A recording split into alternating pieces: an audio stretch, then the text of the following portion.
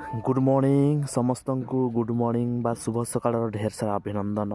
आशा कर समस्ते भल थे आज आमर गोमाता मान पूर्ण स्वाधीनता दि स्वर्ण स्वाधीन मान पूरा छड़ा है दीर्घ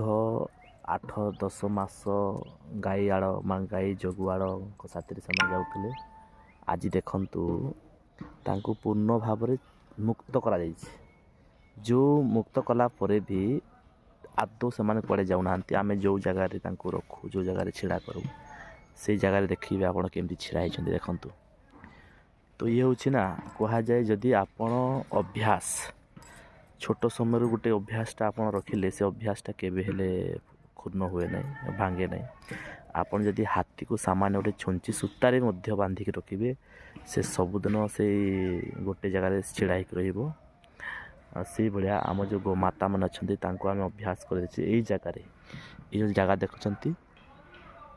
ये जगार सबुदिन बांधिकी रखा हुए तो से आज सका सका आसिक छड़ा गला गुहाटू छाड़ी दिगला तथापि से जाऊना से गोटे जगार छिड़ा हो ठीक 10टा ରୁ 12ଟା समय 10:30 समय से बाहर को जी कहीं भी लोक ना देखुना एत गाई अच्छा आम पाखे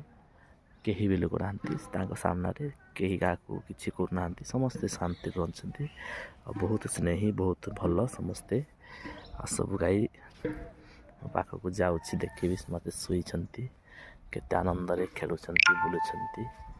तो आपण पाखक नहीं जी से महादेव जड़े अच्छा समस्त बापा जी षंड महाराज से छिड़ा पाखक मु गले से देखिए केते खुशी से मत देखिलानी देखु ये सामने मु गला बेलू से मो आड़ नौ देखते सामने अच्छी ना ये छुई है कि नहीं केते स्नेही केते भल माने कह जाए आप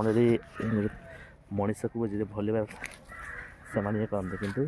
गाई गोरु मान को स्नेह कले के आदर कले के सुंदर से कुनी बाछड़ी अच्छी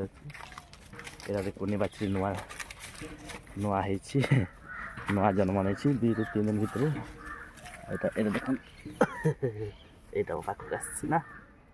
आज कड़े माँ से जीव ये माँ साथ जाए बुलिक आसी तार माँ भी पाखे अच्छी समस्त को नमस्कार धन्यवाद वीडियो लाइक करदे शेयर करदे छोट सा सुंदर से कमेंट करदे जय गोमाता लिखे निश्चित भाव में।